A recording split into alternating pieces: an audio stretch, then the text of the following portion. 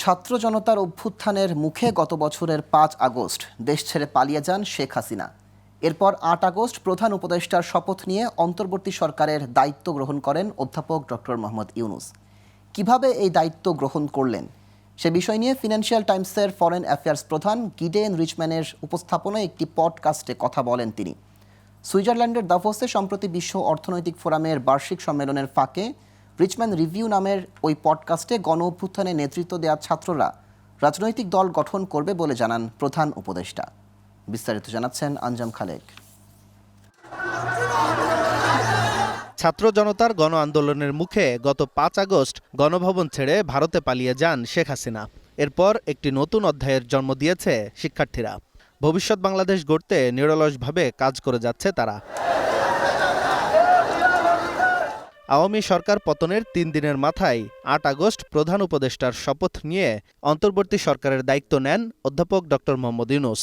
বিশ্ব অর্থনৈতিক ফোরামের বার্ষিক সম্মেলন উপলক্ষে সম্প্রতি সুইজারল্যান্ডের দাভোস সফরকালে ব্রিটিশ সংবাদ মাধ্যম ফিনান্সিয়াল টাইমসের বৈদেশিক বিষয়ক প্রধান ভাষ্যকার গিডেন রাখমানের উপস্থাপনায় একটি পডকাস্টে কথা বলেন অধ্যাপক ইউনূস।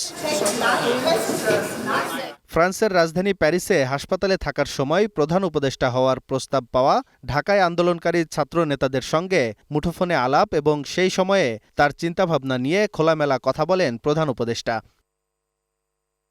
সেদিনের অভিজ্ঞতা জানাতে গিয়ে অধ্যাপক ইউনূস বলেন, হাসপাতালের একজন নার্স একটি ফুলের তোড়া উপহার দিয়ে প্রধানমন্ত্রী হিসেবে প্রথম শুভেচ্ছা জানান। এর ঘণ্টা দুয়েক পর বোর্ড সদস্যসহ হাসপাতালের প্রধান আসেন। তারাও ফুলের তোড়া দিয়ে নতুন প্রধানমন্ত্রী হিসেবে শুভেচ্ছা জানান। পরদিন সকালে সবচেয়ে বেশি অবাক হন জানিয়ে ডক্টর ইউনূস বলেন, ওই দিন তাকে বরণ করতে আসে ফ্রান্সের সেনাবাহিনীর একটি দল। সেনাবাহিনীর বড় দলটি ডক্টর ইউনূসকে বিমানবন্দরে পৌঁছে দেন।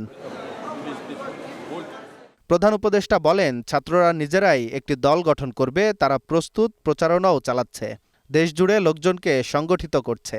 The students saying, why don't you form our own political party? We'll take a chance. If they say, oh, you have no chance, you don't even get one seat in the parliament. Why? Because nobody knows you. I said, whole nation knows them. Let them take a chance, whatever they want to do.